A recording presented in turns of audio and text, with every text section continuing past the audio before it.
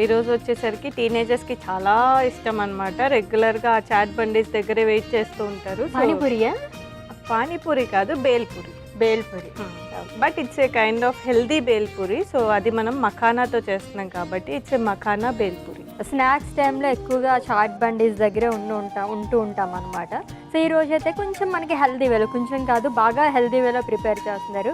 మఖానా బేల్పూరి అంట. మరి దీనికి కావాల్సిన పదార్థాలు అంటే ఇప్పుడు చూద్దాం. మఖానా బేల్పూరికి కావాల్సిన పదార్థాలు: మఖానా, మిరియాల పొడి, నూనె, ఉప్పు, కారం, ఉల్లిపాయ, టొమాటో, కీర, క్యారెట్, నిమ్మరసం, పల్లీలు, డ్రైడ్ క్రాన్బెర్రీస్. మఖానా బేల్పూరికి కావాల్సిన పదార్థాలు చూసారు కదండి. ప్రాసెస్లోకి వెళ్ళిపోతాం. ఓకే, సో కొంచెం వెరైటీగా చేస్తున్నారు బేల్పూరి అని. మీరు ఆలూతో ఎక్కువ చేస్తారు కదా బేల్పూరి అంటేనే. సేవ్ కూడా లేదు దీంట్లో. సేవ్ అంటే అది కూడా కొంచెం డీప్ ఫ్రైడ్ కాబట్టి it's an optional. In case కావాలి అంటే ఇంట్లో చేసిన సేవ్ ఏదన్నా ఉంటే అది వేసుకోవచ్చు. ఓకే, సో ఇంగ్రీడియంట్స్ అయితే చాలా బాగున్నాయి అండ్ ఎక్కువ కూడా ఉన్నాయి. బట్ ఆల్మోస్ట్ ఇంట్లో దొరికేవి ఇవన్నీ కూడా, ఎక్సెప్ట్ క్రాన్బెర్రీ అండ్ మఖానా కూడా చాలా తక్కువగా వాడతారు. అందుకోసమని మనం ఇక్కడ మెయిన్ ఇంగ్రీడియంట్ అదే పెట్టాను. ఓకే, సో ప్రాసెస్లోకి వెళ్ళిపోదాం. మరి ఏం చేయాలి ఫస్ట్? సో ఫస్ట్ మనం స్టవ్ వెలిగించి ప్యాన్ పెట్టుకుందాం. సో ఇది వచ్చేసరికి మనం టీనేజర్ స్పెషల్గా చేస్తున్నాం. వాళ్ళకి కొంచెం స్పైసీగానే నచ్చుతుంది కాబట్టి మనం మఖానాని ఫస్ట్ కొంచెం టాసింగ్ చేసుకుందాం. లైక్ విత్ కారం అది వేసి టాసింగ్ చేసుకొని దెన్ బేల్ ప్రిపరేషన్ చేద్దాం. డన్. సో ఫస్ట్ వచ్చేసరికి మనం ప్యాన్ వేడెక్కిపోయింది కదా, కొద్దిగా ఆయిల్ వేసుకుందాము.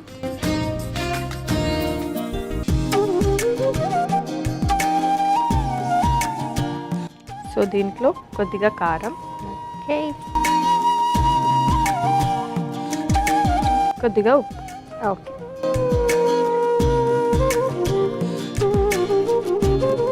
దీన్ని ఒకసారి కలిపేసుకో.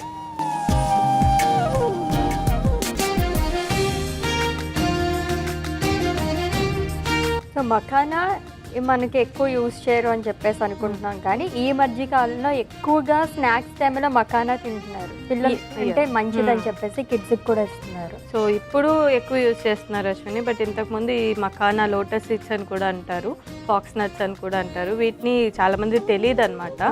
బట్ ఈ మధ్య పిల్లలకి చాలా కాల్షియం డెఫిషియన్సీ రావడం, పెద్దవాళ్ళకి కాల్షియం డెఫిషియన్సీ, మనకు దొరికే మిల్క్ కూడా అడల్ట్రేటెడ్ అయిపోతుంది కాబట్టి కాల్షియం డెఫిషియన్సీస్ ఎక్కువైపోయి ఇది మనకు మేజర్ సోర్స్ ఆఫ్ కాల్షియం వల్ల ఎక్కువగా వాడుతున్నారు. But it's a good thing. అవును, సో సరదాగా మనం పల్లీలు అవి తిన్నప్పుడు ఇది కూడా తినచ్చు అనమాట. చాలా బాగుంటుంది. నార్మల్గా కూడా చాలా బాగుంటుంది. లైక్ మనం ఇంత ప్రాసెస్ చేసుకుంటున్నాం కదా, సో ఇలా కాకుండా నార్మల్గా కూడా తీసేసుకోవచ్చు. సో దీంట్లో మనం ఇప్పుడు మఖానా వేసుకుంటున్నాము. సో జస్ట్ దీన్ని టాసింగ్ చేస్తున్నాం అంతే అన్నమాట. ఓకే,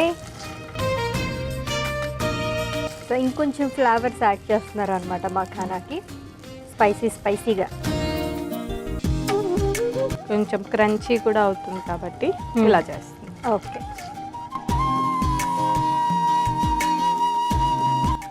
టాసింగ్ అయిపోయింది అశ్విని. దీన్ని ఇప్పుడు లైక్ స్టవ్ ఆఫ్ చేసేసుకో. ఓకే, సో ఫుడ్లో నార్మల్గా తీసుకోవాల్సిన జాగ్రత్తలు ఏంటి టీన్స్లోని?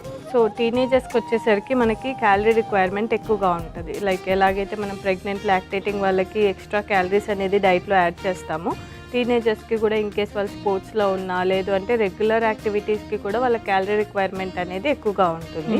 అది మనం ఇండివిజువల్ డిపెండ్స్ అనమాట. వాళ్ళ ఏజ్ బట్టి, వాళ్ళ జెండర్ బట్టి అండ్ వాళ్ళ హైట్ వెయిట్ బట్టి ఆ క్యాలరీస్ అనేది ఫిక్స్ చేస్తాము.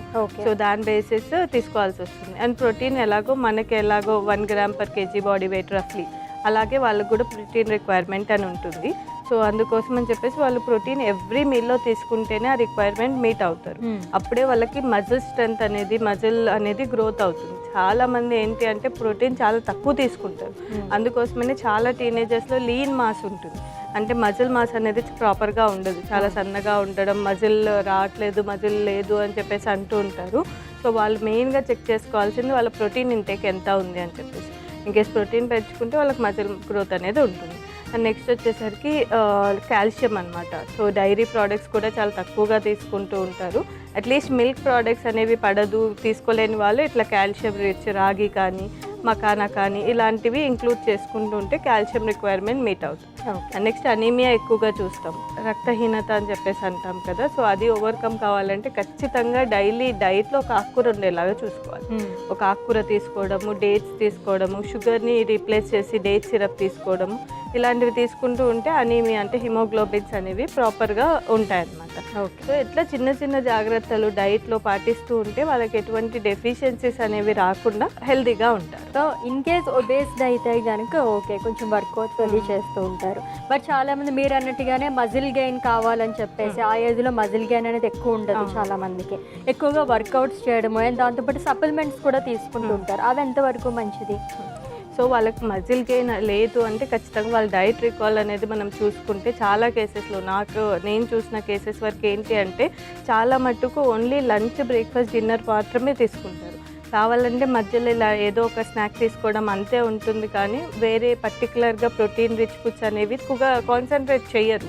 సో అలాంటి కేటగిరీస్లోనే మనం ఈ మజిల్ గ్రోత్ అనేది ప్రాపర్గా లేకుండా ఉండడం అనేది చూస్తాం అనమాట.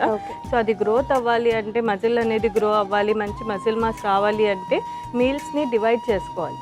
ఓన్లీ లంచ్, బ్రేక్ఫాస్ట్, డిన్నర్ కాకుండా ఇన్ కేస్ జిమ్ వెళ్తుంటే కూడా pre and post workout meal తీసుకోవడము, బ్రేక్ఫాస్ట్, లంచ్, డిన్నర్తో పాటు mid morning snack, evening snack అనేది తీసుకోవడము. ఆ mid morning snack and evening snack కూడా ప్రోటీన్ రిచ్ ఉండాలి.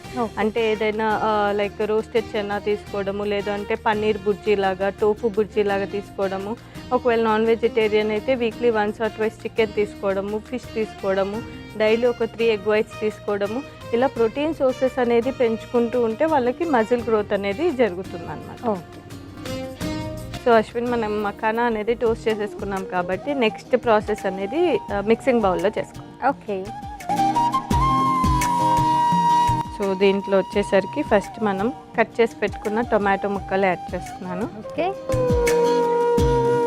నెక్స్ట్ వచ్చేసరికి కట్ చేసిన ఉల్లిపాయ ముక్కలు,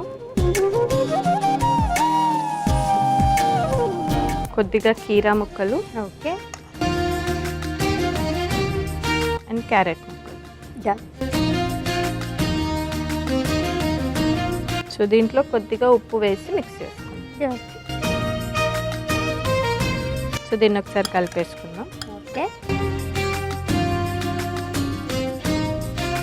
టాస్ చేసి పెట్టుకున్న మఖానాని యాడ్ చేస్తాం.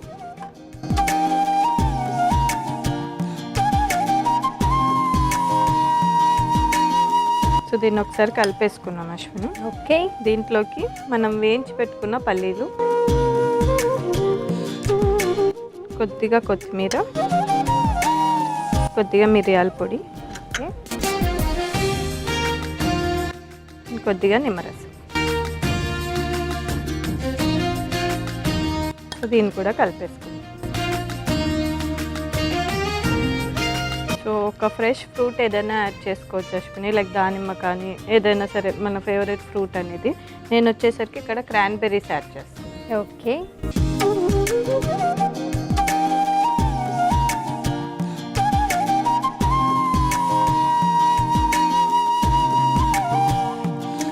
దీన్ని సర్వింగ్ బౌల్లో తీసేస్తాం. కలర్ఫుల్గా ఉంది. ఎస్.